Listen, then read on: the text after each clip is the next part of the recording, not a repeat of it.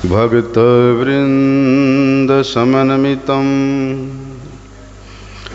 श्रीचैतन्यप्रभुं वन्दे नित्यानन्दसहोदितं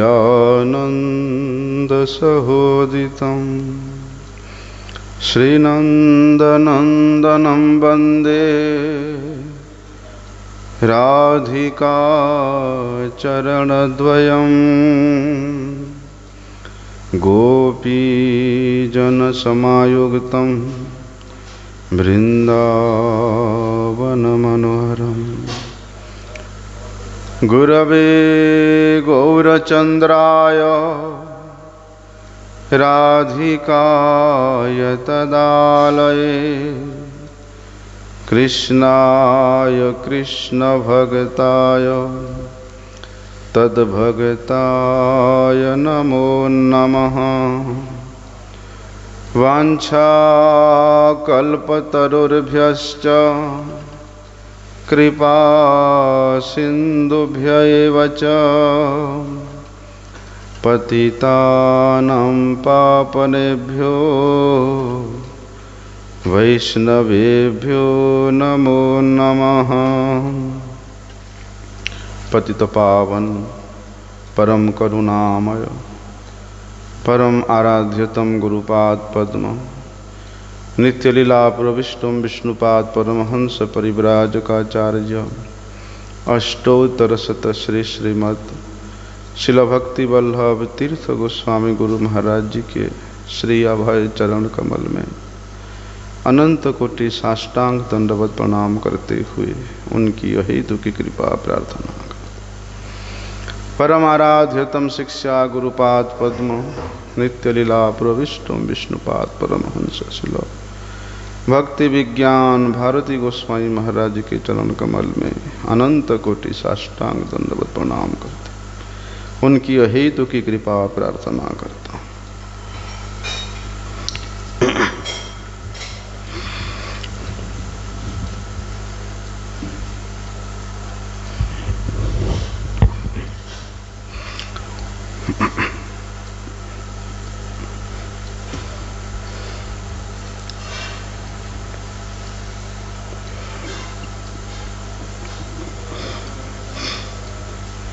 श्रुति कहती है कि यो वै भूमा तत्सुखम, यो वै भूमा तत्सुखम नाल्पे सुखम अस्ति। आनंद कहाँ है? आनंद के सिंधु, आनंद की मूर्ति, आनंद कंद, आनंद घन भगवान के श्री चरणों में ही आनंद विराजमान होती है। तो उस आनंद घन को, उस आनंद के रस मूर्ति स्वरूप भगवान को हृदय में धारण करके, हृदय में रख करके हम लोग क्या करते हैं? छोटे छोटे आनंद के पीछे भागते हैं, अनित्य आनंद के पीछे भागते हैं। जो सांसारिक सुख में दुख ही समा हुआ है, दुख ही भरा हुआ है, बोलते आनंद कंद को लेकर के उसके पीछे भागते हैं। हमसे बड़ा मूर्ख कौन हो सकता है? देखो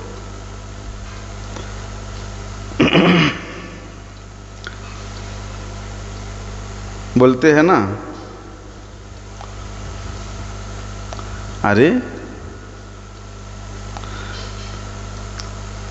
हमारे गुरुजी एक बड़े सुंदर कहानी कहा करते थे। बहुत से बत्तखें थी। बत्तख जानते हो ना? वे सब तालाब में रहते थे और वो तालाब में जो गंदी गंदी चीज़ होती है, मछली होती है, केकड़ा होता है, केचुआ होता है, वो सब खा करके वो सब बत्तख अपना जीवन यापन करते थे। उनको इतना रस मिलता था उससे, उस गंदी पुष्करिणी के उस गंदी चीज को खा करके। एक दिन देखते हैं आकाश में उनके जैसा ही एक बड़ा सा बतख, हंस आकाश में उड़ते हुए कई सारे जा रहे हैं, कई सारे हंस उड़ते हुए जा रहे हैं। वो बड़े बड़े थे, एकदम सफेद कलर के थे और वे राजहंस थे। तो उन राजहंसों में से एक हंस जो है नीचे की ओर दृष्टिपात करके देखता है कि हमारे जैसे छोटे छोटे हंस बतख जो है नीचे हमको इस कितनी कातर रूप से देख रहे हैं, कितनी कातरता से हमको देख रहे हैं, शायद कुछ आशा कर रहे होंगे। ऐसा सोच करके उनमें से एक राजहंस नीचे उतरा जैसे ही सारी बत्तख उसके पास जा कर के देखते हैं, अरे भाई इतना सुंदर हंस, इतना बड़ा हंस, एकदम सफ़ेद हंस। सारी बत्तख पूछते हैं कि महाशय आप कहाँ रहते हैं, कहाँ जाते हैं, कहाँ आते हैं, और आज हमारे ऊपर आपका दृष्टि कैसे पड़ा। तो वे राजहंस कहते हैं, मैं देखा तुम लोग हमारे जैसे जाति भाई हो, इसलिए कुछ सोच के तुम लोगों ने मुझे रोज देखते होंगे, इसलिए मैं नीचे आया। बोलते आप कहाँ रहते हो? वे राजहंस कहते हैं हम तो मानस सरोवर में रहते हैं। वहाँ क्या खाते हैं? बोलते मानस सरोवर में वहाँ बड़े सुंदर कमल के नाल का, कमल के पुष्प का फल होता है, वो खाते हैं, बड़े आनंद आता है। तो वे बतख कहते कि हमें भी वहाँ ले चलेंगे। बोलते हाँ हाँ क्यों नहीं, बिल्कुल ले चलेंगे आपको भी वहाँ पर, आप लोग तैयार हो? बोलते हाँ। तो उन बतखों में से जो एक वयोवृद्ध बतख था वो कहता है क्या वहाँ पर हमारे खाने के लिए मछली, केचुए, केकड़ा ये सब मिलेगा? तो वे राजहंस कहते हैं अरे भैया ये तो निकृष्ट जाति के खाने का वस्तु है, ये सब चीज़ वहाँ नहीं मिलता है। वहाँ तो स्वर्ग के कमल फूल के पुष्प का फल मिलता है, उसका बीज मिलता है, उसको खाओ। ये सारी गंदे गंदे चीज़ों को खा के क्या होगा? अच्छा नहीं मिलता है, हमारा जाने का इच्छा तो है, लेकिन इतना दूर, इतना ऊपर हम लोग उड़ नहीं सकते हैं क्योंकि छोटे छोटे बतख है। तो वे राजहंस कहते कोई बात नहीं, मैं तुम सबको अपने पीठ पे बिठा करके ले जाऊंगा, चलो। लेकिन वहाँ तो हमारे खाने का चीज़ मिलेगा नहीं। नहीं मिलने से क्या, वहाँ तो हम लोग जो खाते वही खाना, स्वर्ग का वस्तु है। वो बोले, वो बतख को कहते फिर तो हम नहीं जाएंगे भैया, फिर तो हम लोग यहीं ठीक है जहाँ हमको गंदी चीज़ खाने को मिल रहा है।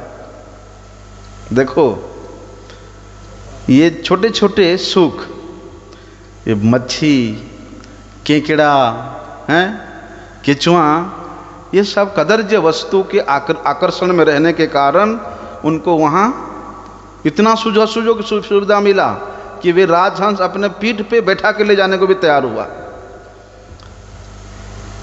फिर भी वो लोग नहीं गए। ठीक उसी प्रकार हम लोग भी आनंद घन भगवान को अपने हृदय में धारण करके ये अनित्य छोटे छोटे संसार के सुख के लिए लालायित होते, उसके पीछे भागते रहते हैं। शास्त्र क्या कहता है? अरे जिन आनंद घन भगवान इस जगत के कण कण में, प्रत्येक स्थिति में, प्रत्येक काल में, प्रत्येक वस्तु में विराजमान है और इन आनंद घन भगवान के संबंध में संबंधित होकर के अपने स्वरूप को उस आनंद घन भगवान के दास्यता में स्थित करके देखो, फिर तुमको भी वहां कण कण में आनंद की अनुभूति होगा। क्योंकि आनंद के मूल स्रोत, आनंद के जो केंद्रबिंदु स्वरूप भगवान गोविंद के चरणों से विच्युत होने के कारण, उनकी चरणों की सेवा से विस्मृत होने के कारण हम लोगों को ये जड़ संसार में पतित होना पड़ता है। और यहाँ अनेक प्रकार के दुखों से जर्जरित होना पड़ता है। इसलिए जो व्यक्ति उस परम आनंद स्वरूप भगवान को प्राप्त करने का लक्ष्य लेकर के अपने जीवन को परिचालित करता है, जीवन के इस चलायमान पथ में अग्रसर होता है, वो फिर ये छोटे छोटे जड़ भोग इंद्रिय ललुफ वस्तुओं के प्रति कभी भी आकर्षित नहीं होता है। इस संसार के जो जड़ीय रूप रस गंध है उसको कभी भी आकर्षण नहीं कर सकती है। फलस्वरूप वो व्यक्ति इन सब विषयों को, ये सब अनर्थों को, ये सब अनित्य भोग विलास को पीछे छोड़ करके, पदाघात करके, किस प्रकार से छोड़ते हैं? जिस प्रकार मल त्यागने के बाद उसको फिर दोबारा कोई उलट के नहीं देखता है, ठीक उसी प्रकार इन विषयों को छोड़ करके वे व्यक्ति आगे की ओर अग्रसर होता है, बढ़ता है। इसलिए भैया जो भक्त प्रयत्नशील है, जिसका यत्न है उस लक्ष्य को प्राप्त करने का, उस भगवत राज्य को वापिस जाने का, वो क्या करता है? बोलते हैं भाई अपना एक एक पल समय को सही उपयोग करता है। वहाँ केवल विषयों का संग के बारे में बताया नहीं, और भी अनेक संग को त्यागने का बताया है।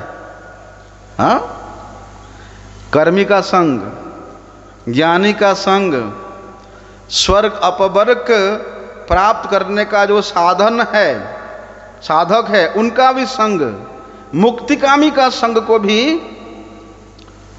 दूरे परिहरि, कर्मी ज्ञानी दूरे परिहरि छोड़ना पड़ेगा। शुद्ध वैष्णवों के संग में रह करके, शुद्ध हरिकथा के माध्यम से भगवत राज्य को वापिस जाने का एकमात्र श्रेष्ठ और बलवती साधन है।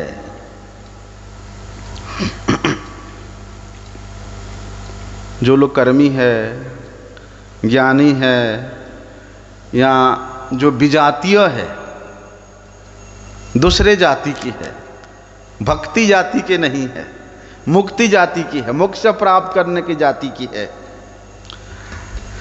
बोलते इनका संग करने से क्या होगा? कर्म के प्रति, ज्ञान के प्रति, मुक्ति के प्रति उसका आवेश उत्पन्न हो जाएगा।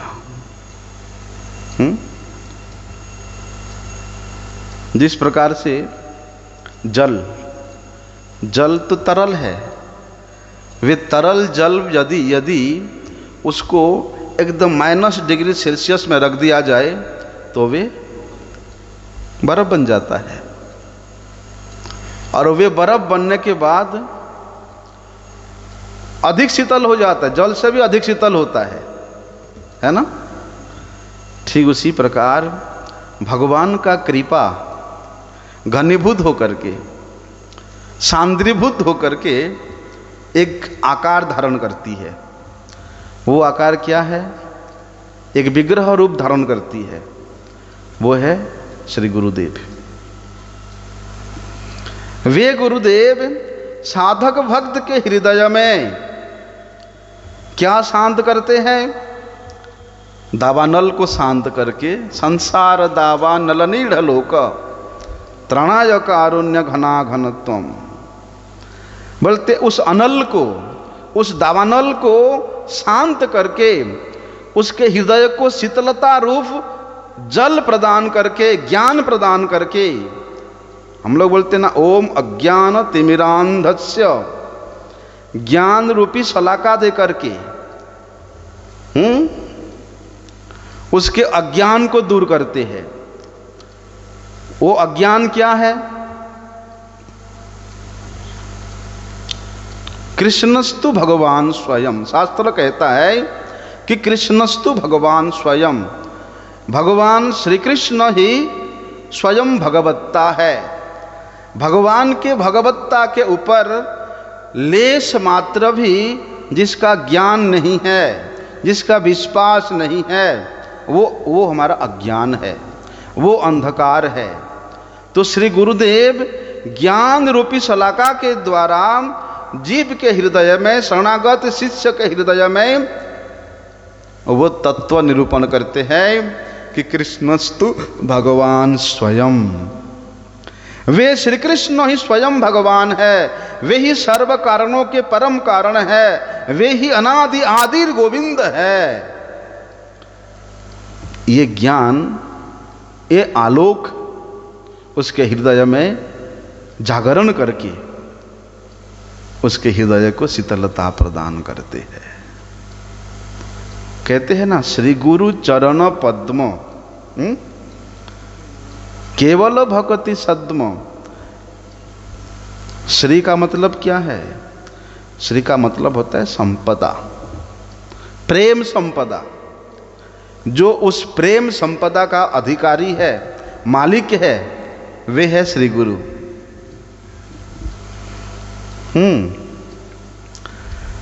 तो वो प्रेम संपदा संपन्न गुरु के चरणों में शरणागत होने से वे गुरु शरणागत शिष्य को उस प्रेम संपदा का रस आस्वादन कराते हैं, उसका आनंद आस्वादन कराते हैं। और वे श्री गुरुदेव शरणागत साधक के हृदय में ये भाव उत्पन्न कराते हैं, ये ज्ञान उत्पन्न कराते हैं, अरे तुम जिन भगवान के अंश हो, जिन आनंद कण भगवान के तुम कण सदृश अणु सदृश हो, बोलते उन भगवान को तुम अपने हृदय में धारण करके, उन भगवान को तुम अपने हृदय में रख करके, स्थापित करके ये अनित्य सुख के पीछे भागते हो। छोड़ो इसको।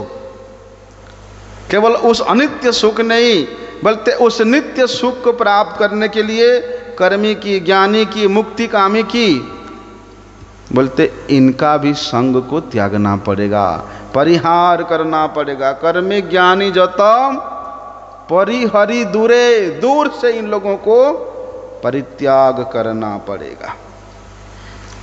उसी प्रकार यदि विजातीय लोगों का संग करेंगे तो विजातीय भाव हमारे कोमल हृदय को छिन्न भिन्न कर देगा। इसलिए साधन अवस्था में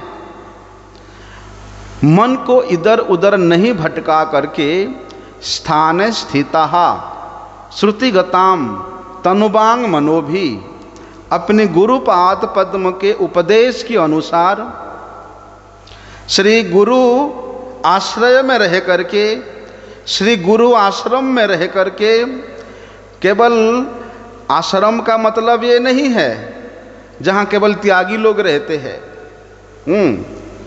आश्रम का मतलब होता है जो व्यक्ति, चाहे वो गृही हो चाहे वो त्यागी हो, गुरु उपदेश को, गुरु निर्देश को जितनी अधिक परिमाण में अपने हृदय में धारण करके उसी के अनुसार अपने जीवन को चलाता है, चाहे वो घर में रहे फिर वो आश्रम में ही रह रहा है। ऐसा इसलिए गुरु आश्रय में रह करके जो व्यक्ति शुद्ध भक्ति के कथा को, शुद्ध हरिनाम के श्रवण को नित्य प्रति अनुष्ठान करता है, उसके हृदय में फिर विजातियों के भाव नहीं आ सकता है। विजातियों के मनोवृत्ति उसके हृदय को छिन्न भिन्न नहीं कर सकते हैं। तो देखो बड़ी सुंदर बात नरोत्तम दास ठाकुर उस प्रसंग में कहते हैं कि केवल भक्त संग प्रेम भक्ति रस रंग, लीला कथा ब्रज रस पूरे। करेंगे आप बोलते लीला कथा सुनाओ। अभी ये नृसिंह स्तुति हो जाए उसके बाद हम लोग पीछे शुरू किए थे वृंदावन महिमा का गोपाल चंपू से, उसी को फिर हम प्रारंभ करेंगे। ठीक है, तो कहते हैं देखो, केवल भक्त संग, भक्त तो अनेक है, लेकिन जो अंतरंग भजन में सजातीय भक्त है, अंतरंग भक्त भजन क्या है? श्री गुरुदेव शिष्य के हृदय में जिस भाव का संचारित करके, भाव भी अनेक है, कोई दास्य भाव में करता है, कोई सख्य भाव में करता है, कोई वात्सल्य भाव में करता है, कोई माधुर्य भाव में भगवान का सेवा करता है। तो श्री गुरुदेव अधिकार संपन्न योग्य शिष्य के हृदय में जिस भाव प्रदान करते हैं, बोलते वो है अंतरंग भजन। ऐसे सजातीय भक्तों के संग से, एक दो दिन के संग नहीं, बोलते सतत वैष्णव संग, हमेशा ऐसे भक्तों का, वैष्णवों का संग में क्या करना? हरि कथा, हरि कीर्तन इत्यादि करने से भजन रस की जो परिपुष्टि है वो बड़ी जल्दी होता है, बड़ी शीघ्रता पूर्वक हो जाती है।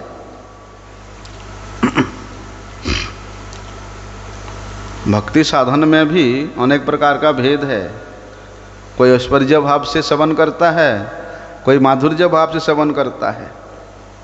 दास्य, सख्य, ये सब भावों के द्वारा भक्त भगवान को आनंद प्रदान करने का प्रयास करता है।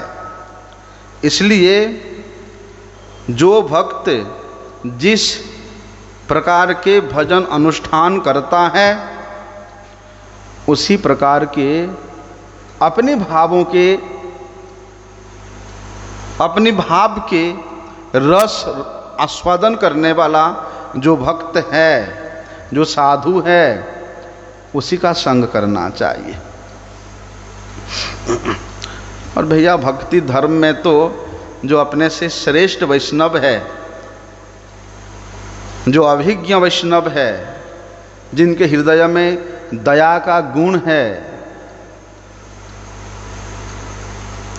जो स्निग्ध भाव संपन्न भक्त है, ऐसे वैष्णवों का संग करने के लिए शास्त्र निर्देश करता है। लेकिन किस प्रकार से जानेंगे कि वे अपने से श्रेष्ठ है, अपने से उच्च भाव वाले हैं? बोलते जब साधक अपने आप को हमेशा दीन भाव में स्थित रख करके, अपने आप को हमेशा दूसरे के दास के रूप में, दूसरे के सेवक के रूप में, दूसरे वैष्णव के किंकर के रूप में देखता है, सबसे अपने आप को निकृष्ट देखता है, तब जाकर के उसके सामने श्रेष्ठता दिखाई देता है दूसरे के लिए। और जो अपने आप को श्रेष्ठ देखता है कि मैं इतना साल से बाबा जी बना हुआ हूँ, मुझे इतना सारी शास्त्र की ज्ञान है, मैं सुंदर हरि कथा बोल सकता हूँ, मैं सुंदर कीर्तन कर सकता हूँ, मेरे से अच्छा हरि कथा कीर्तन कोई करने वाला नहीं है। इस प्रकार का अभिमान लेकर के यदि रहेंगे तो सबको हम अपने से नीचा देखेंगे। इसलिए श्रेष्ठ संग के माध्यम में, विषय में शास्त्र कहता है कि शरणागत शिष्य को श्री गुरुपाद पद्म निर्देश करते हैं कि तुम अमुक ग्रंथ का अध्ययन करना, तुम अमुक वैष्णव का संग करना, अमुक वैष्णव के मुख से हरि कथा श्रवण करना। क्योंकि श्री गुरुपाद पद्म पे जानते हैं कि वो शरणागत शिष्य का कल्याण किस प्रकार से होगा। वे ही उसको निर्देश करेंगे कि उनको क्या करना है। यदि हम लोग स्वयं विचार करने लग जाएंगे, नाना वो वैष्णव तो ऐसा है, वो वैष्णव तो वैसा है, हैं? दोष दृष्टि देखने लगेंगे, फिर वहां अपराध हो जाएगा। अपराध के कारण फिर वहां पर पतन होने का संभावना अत्यधिक रहता है। ऐसे कि गुरु ग्रहण प्रसंग में भी शास्त्र का ऐसा निर्दिष्ट है कि गुरु किस प्रकार का होना चाहिए। तद विज्ञानार्थम सगुरुम एवं अभिगच्छेत समित पाणि श्रोत्रियम ब्रह्मनिष्ठम। जो श्रोत्रिय है, सभी प्रकार के स्मृति शास्त्र में पारंगत है। यदि गुरुदेव भी शिष्य के संशय को छेदन नहीं कर पाएंगे, यदि वे श्रुति शास्त्र में पारंगत नहीं होंगे, तो शिष्य के संशय को छेदन नहीं कर पाएंगे। और शिष्य के संशय को स्वयं गुरुदेव यदि छेदन नहीं कर पाते हैं, तो वहाँ शिष्य के मन में अनेक प्रकार का भाव आ सकता है। यदि गुरु के प्रति कहीं किसी प्रकार से साधारण मनुष्य बुद्धि आ जाएगा, एक ऑर्डिनरी ह्यूमन बीइंग्स का भाव आ जाएगा, फिर वहाँ अपराध हो जाएगा। इसलिए श्री गुरुदेव भी सभी प्रकार के स्मृति शास्त्र में पारंगत होना चाहिए। तो कहते हैं वहां पर, क्या कहते हैं कि ऐसे जो भाव वाले साधु है, शुद्ध भक्ति रस का आस्वादन करने वाले जो साधु है, उनका संग करने के लिए नरोत्तम दास ठाकुर हम लोगों को निर्देश देते हैं।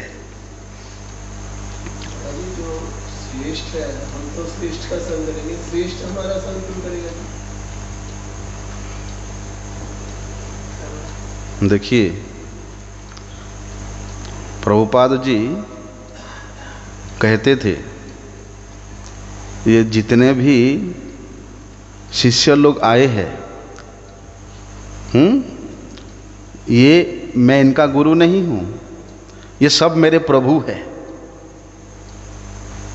प्रभु शब्द जो है, ये प्रभुपाद जी ने ही प्रचलन किया था ब्रह्मचारी मठवासियों के लिए। कब इन्होंने इस बात को खोला? एक राधारमन प्रभु थे, राधारमन ब्रह्मचारी। बाद में वे भक्ति कुमुद संत गोस्वामी महाराज के नाम से परिचित हुए। उम्र में सबसे छोटे थे, लेकिन उनका सेवा की वृत्ति इतना श्रेष्ठ था कि प्रभुपाद जी का अनेक प्रिय हुए। प्रभुपाद जी बोलते, राधारमन प्रभु को बुलाओ। जब वे पास में आए तो प्रभुपाद जी उनको प्रभु कहकर संबोधन किया।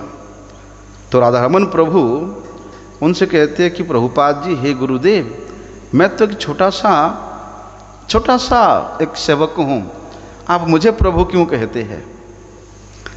तो प्रभुपाद जी का दृष्टि देखो, मेरे प्रभु के, मेरे इष्ट के सेवा में जो थोड़ा सा भी सहयोग करता है, वो मेरे शिक्षा गुरु है, वो मेरे आराध्य है, वो मेरे पूज्य है। किस दृष्टि से प्रभुपाद जी कहे? क्योंकि जो उत्तम होते हैं, जो श्रेष्ठ होते हैं, वो सर्वत्र भगवत गुण ही देखते हैं, भगवान के कृपा ही देखते हैं। लेकिन निकृष्ट जीव श्रेष्ठ में भी यदि थोड़ा सा अवगुण देखा तो फिर उनका निंदा करने लगता है। इसलिए इस विषय में साधक को बड़े सावधान रहना चाहिए, तब जाकर के वे इसे वैष्णव समाज में रह करके भक्ति में अग्रसर हो सकता है। रूप गोस्वामी जी ने एक बड़े सुंदर श्लोक कहा है कि सजातीयाशय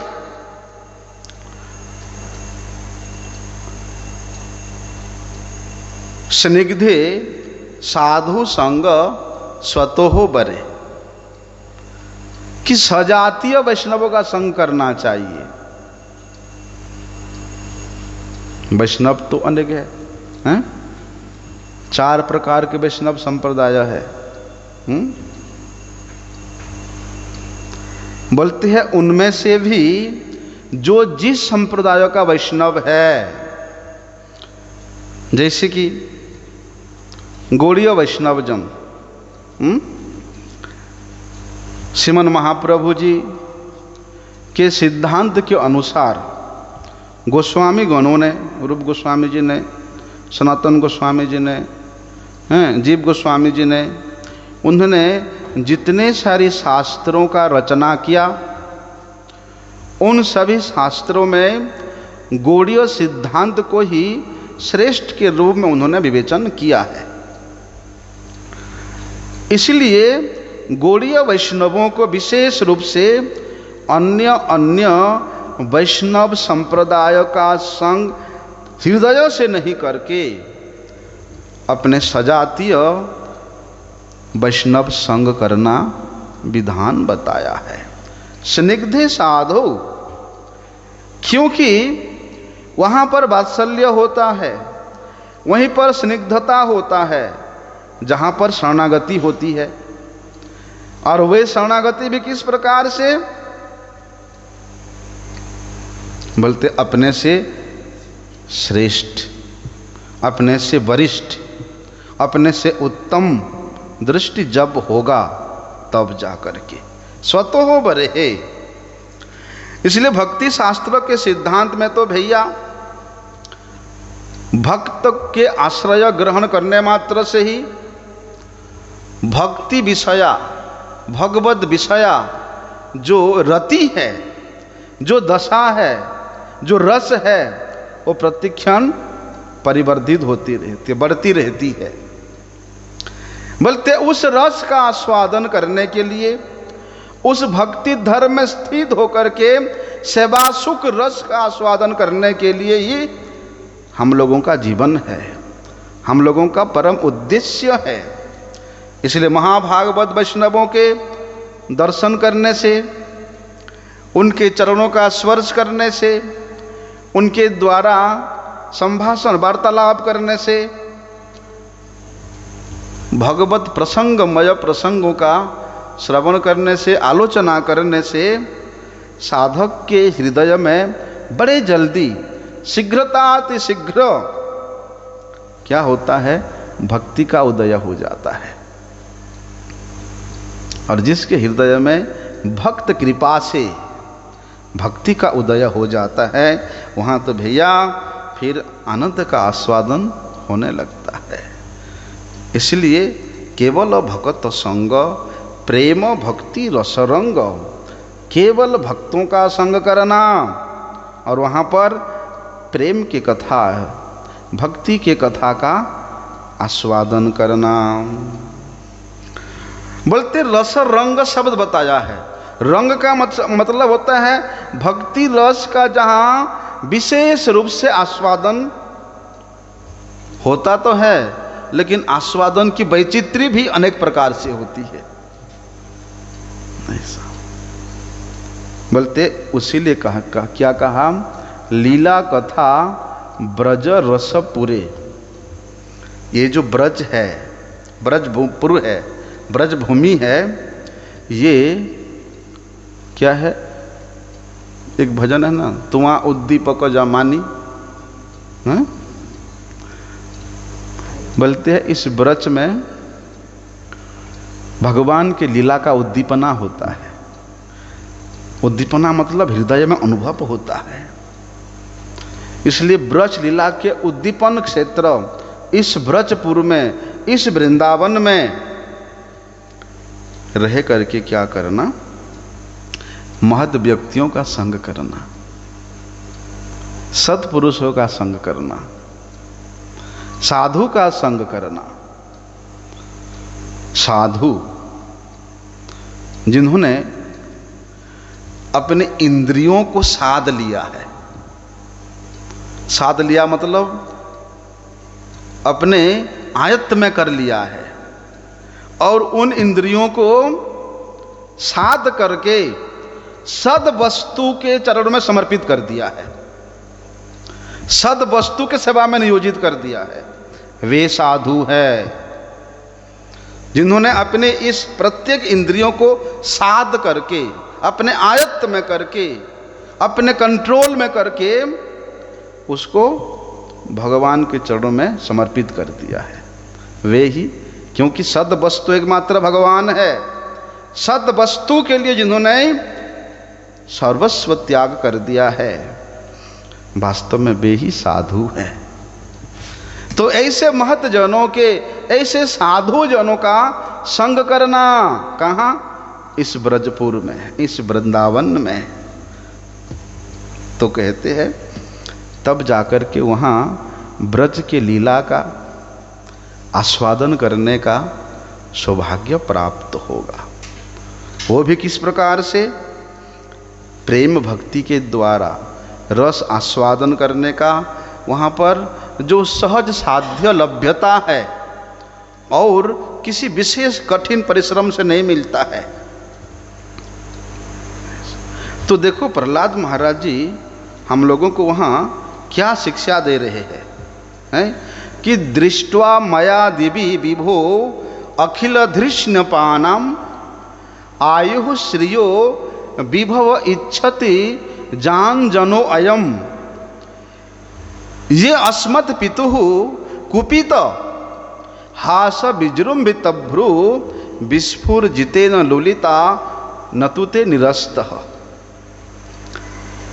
दृष्ट्वा मया, प्रहलाद महाराज कहते हैं कि हे भगवान, मैंने दृष्ट्वा, मैंने देखा है कि बड़े लंबे आयु वाले व्यक्ति भी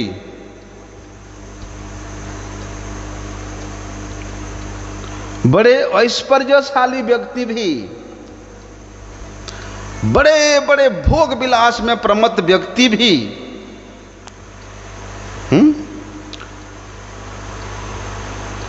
श्रेष्ठ लोकों में जाना चाहते हैं, लेकिन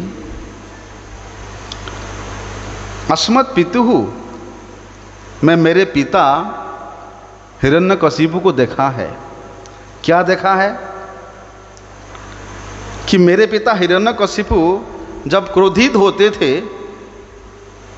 या अपने अनुचर देवताओं के प्रति व्यंग करते थे, उसी समय उनके ये भौहों का गति इस प्रकार होता था, उनके हिरण्यकशिपु के भौहों के गति को देख करके देवता लोग मूर्छित हो जाते थे। इतना प्रभाव था हिरण्यकशिपु का है? और वे त्रिलोकी का साम्राज्य को अपने हाथ में कर लिया था। बोलते उन हिरण्यकशिपु अस्मत् पितुः, मेरे पिता भी आपके सामने एक मिनट भी नहीं टिक पाया है? आपके प्रभाव के सामने एक क्षण भी नहीं टिक पाया, आपने उसको ध्वस्त कर दिया। तो फिर किस चीज का अभिमान करे हैं?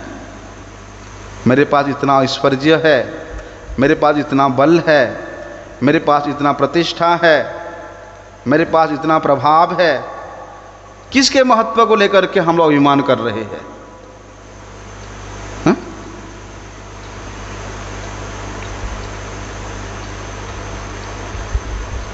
गुरुजी कहते थे ना, एक व्यक्ति था, उसका नाम था निक्सन। सुना है निक्सन के बारे में? प्रोफेसर निक्सन, ये ब्रिटेन का था। जब द्वितीय विश्व युद्ध चल रहा था और ये जो निक्सन है ये ब्रिटेन के सेना का एक अफिसर था, लेकिन युद्ध जब चल रहा था द्वितीय विश्व युद्ध, एक पक्ष में जर्मनी था, दूसरे पक्ष में फ्रांस था। तो फ्रांस के साथ ब्रिटेन भी सहयोग करता था। तो ये निक्सन जो है, ये व्यक्ति फ्रांस के लिए गुप्तचर का काम करता था। जहाज में जाकर के देख के आता था कि हिटलर क्या क्या व्यवस्था कर रहा है, जर्मनी की तरफ से क्या क्या आक्रमण करने का व्यवस्था बना जा रहा है। ये इतना कुशल योद्धा था निक्सन कि इसका ख्याति हो गया। पेपरों में, टीवी में, न्यूज़पेपर में इनका बड़े नाम आने लगा। तो व्यक्ति सोचता है अभी तो मैं थोड़ा सा ही प्रभाव दिखाया तो मेरा नाम इतना हो रहा है, मैं और थोड़ा प्रभाव दिखाऊं तो और नाम होगा। यह व्यक्ति लेकिन एक नंबर का नास्तिक था, भगवान के प्रति इसका कोई विश्वास नहीं था। यह बोलता था निक्सन कि जो वस्तु आंखों से नहीं दिखाई दे, कानों से ना सुनाई दे, उसके प्रति क्या विश्वास करना। क्रिश्चियन था लेकिन कभी भी चर्च में नहीं गया, कभी भी किसी पादरी से मंदिर में जाना दूर की बात है, कभी नहीं गया।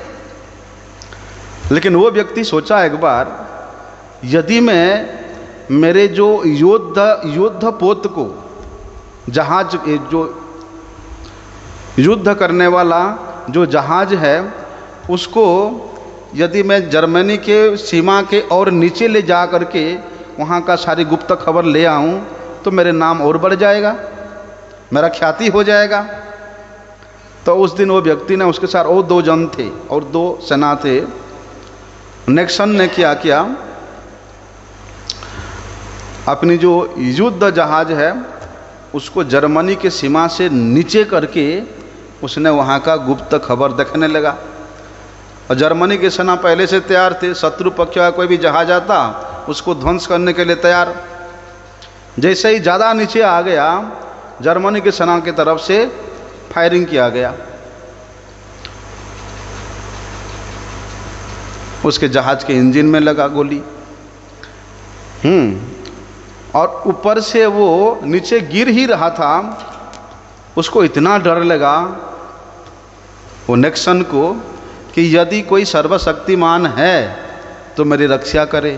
एकदम जोर जोर से रोने लगा, भयभीत हो गया और पुकारने लगा कि कोई सर्वशक्तिमान है तो मेरा रक्षा करे, मेरा रक्षा करे। बोलते हैं वो जहाज नीचे तो गिरा, गिर के जल करके राख हो गया। उसके साथ जो 2 व्यक्ति थे वो दोनों भी मर गए। लेकिन वो जहाज आगे कहाँ गिरा? फ्रांस के सीमा में गिरा, जर्मनी की सीमा में नहीं गिरा। जैसे फ्रांस की सीमा में गिरा, फ्रांसीसी सैनिक जो है उसको उठा करके लेके गए। 2 महीना तो व्यक्ति बेहोश था, ठीक नहीं हुआ, फिर लंदन लेके गए।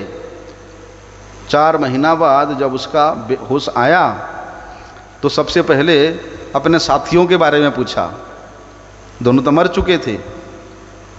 तब उस नास्तिक निक्सन को अनुभव हुआ कि मैंने मरते मरते सर्वशक्तिमान को पुकारा था, यदि वो मुझे नहीं बचाता तो मैं भी मेरे साथियों जैसा आज मृत्यु के मुख में होता। तो देखो, उस व्यक्ति ने उसके बाद चर्च में गया, पादरियों से पूछा कि मुझे वो सर्वशक्ति के मान के बारे में जानना है। पादरी लोग कहते हैं चर्च में, हम तो आपको धर्म के बारे में बता सकते हैं लेकिन सर्वशक्तिमान के बारे में नहीं बता सकते हैं। उस सर्वशक्तिमान के बारे में आपको ज्ञान अर्जन करना है तो आपको भारत में जाना पड़ेगा। उस समय हमारा भारत जो है अंग्रेजों के द्वारा शासित था, इसलिए ब्रिटेन के जो राजा था उसको पत्र लिखा कि मुझे इंडिया भेज दिया जाए। ब्रिटेन सरकार ने उस निक्सन को यहाँ लखनऊ के यूनिवर्सिटी में प्रोफेसर के रूप में यहाँ भेजा, तभी वो प्रोफेसर हुआ। वहाँ आकर के उस समय उस लखनऊ यूनिवर्सिटी के जो प्रिंसिपल थे, वाइस चांसलर थे, क्या नाम था उनका? मनिंद्रनाथ चक्रवर्ती था, ठीक ना? उनसे मिले, वे बड़े धार्मिक है।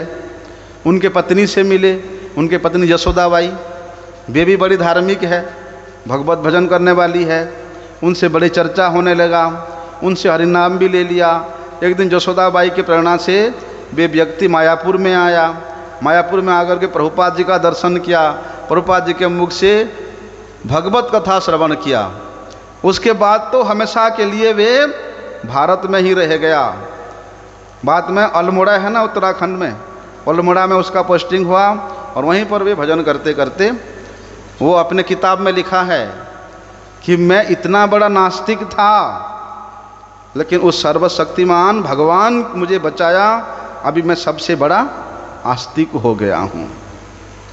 देखो तो क्या ये संसार के वैभव को लेकर के, प्रभाव को लेकर के, किस वस्तु को लेकर के हम लोग अभिमान करते हैं? तो प्रहलाद महाराज कहते हैं बड़े बड़े हुए, नेपोलियन बोनापार्ट हुआ, हिटलर हुआ, सुभाष चंद्र बोस हुए, गांधी जी हुए, उस समय बड़ी लोकप्रियता हुआ।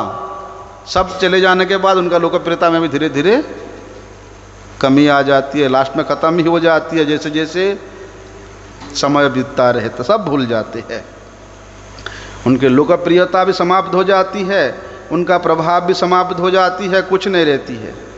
तो प्रहलाद महाराज कहते हैं कि मैंने मेरे पिता हिरण्यकशिपु के प्रभाव को देखा है।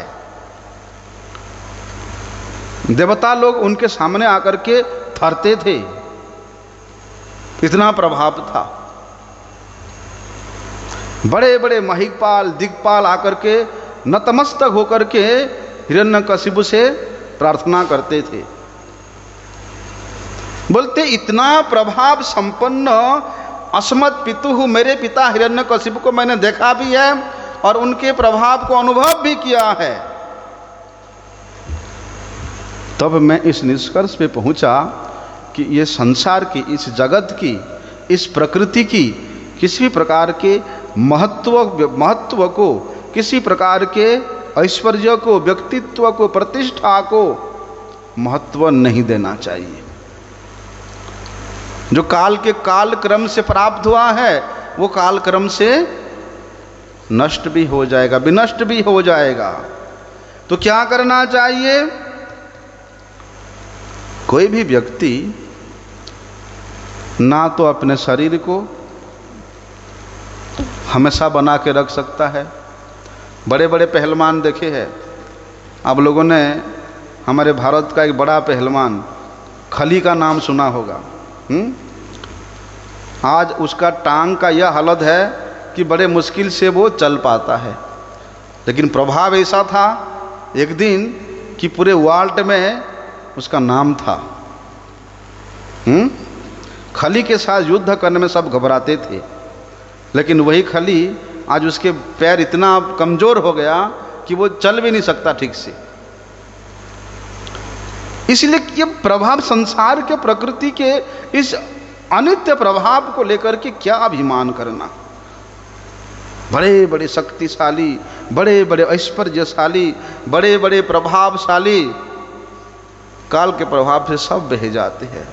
कोई हमेशा अपने इस प्रभाव को बना करके नहीं रख सकता है, नहीं रख सकता है। ऐसा कोई वस्तु नहीं है ये संसार की जो समाप्त नहीं होती। जो वस्तु व्यक्ति सृष्टि हुआ है उसका समापन भी होता है, उसका ध्वंस भी होता है, लेकिन सृष्टि करने वाला कौन है? भगवान ही है। समाप्त करने वाला कौन है? वो भी भगवान ही है।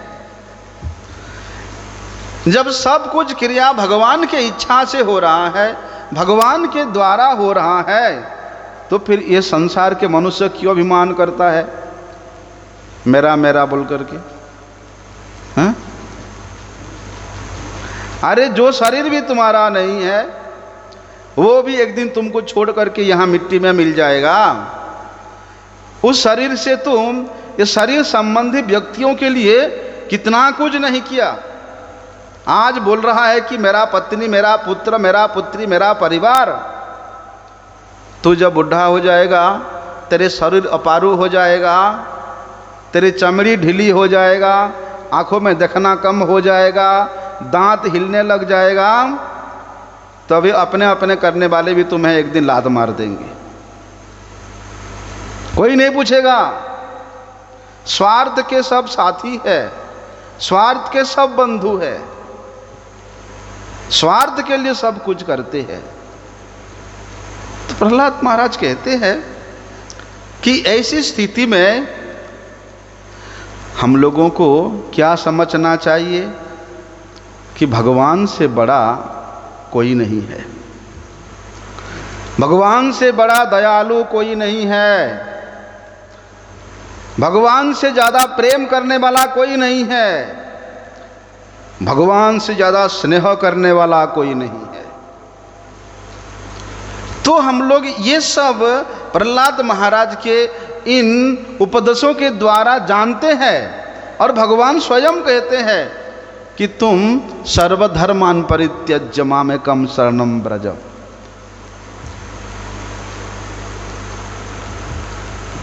गृह के धर्म को, समाज के धर्म को, हैं, शरीर के धर्म को, मन के धर्म को, बुद्धि के धर्म को त्याग करके क्या करना?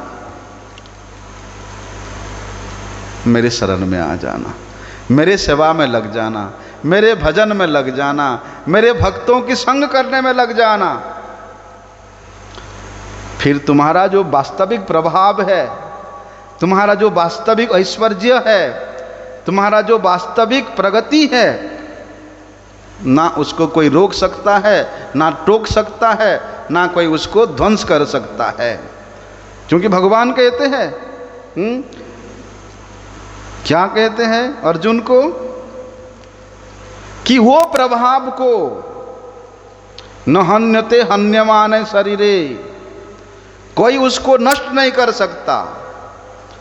इसलिए भगवान छाती ठोक करके अर्जुन को कहते हैं कि अर्जुन तू ही ढिंडोरा पिटवा के आ जा, न मैं भक्ता प्रणश्यति। मेरे भक्त का कभी विनाश नहीं है, मेरे भक्त का कभी ध्वंस नहीं है, मेरे भक्त का कभी मृत्यु नहीं है। जो भगवान का भक्ति करने से, सेवा करने से ऐसा प्रभाव मिलता है, ऐसा ऐश्वर्य मिलता है, ऐसा सुंदरता मिलता है, ऐसा यश मिलता है जो कि कभी खत्म ही नहीं होता, समाप्त ही नहीं होता। इस अनित्य प्रभाव के लिए हम लोग क्यों लड़ रहे हैं, क्यों मर रहे हैं, क्यों झगड़ रहे हैं? इसलिए बुद्धिमान व्यक्ति क्या करता है? भगवान का जो प्रस्ताव है, भगवान का जो इच्छा है, भगवान का जो उपदेश है, उसी के अनुसार अपने आप को चलाने का प्रयत्न करता है। फिर जाकर के बार बार ये जो 4 प्रकार का क्लेश है, जन्म, मृत्यु, जरा और व्याधि, इस चक्र से बच करके वे भगवान की शरण में रह करके परम सुख का आस्वादन करता है। तो प्रहलाद महाराज यहाँ पर भगवान नृसिंह देव की स्तुति करते हुए इतनी सुंदर तत्व को, सुंदर से सिद्धांत को यहाँ दे रहे, हम लोगों को समझा रहे हैं कि भैया अनित्य वस्तुओं के लिए इस दुर्लभ मनुष्य जीवन के समय को व्यतीत नहीं करके क्या करना है? बल्कि सत्पुरुषों के संग में, सत साधुओं के संग में मेरे लीला कथा को, भगवान की लीला कथा को श्रवण करना है, गायन करना है, स्मरण करना है। ठीक है, आगे का भी सकल श्रवण करें। वंशा कल्पतरुभ्यश्च कृपा सिंधुभ्यो पतितानां पावनेभ्यो वैष्णवेभ्यो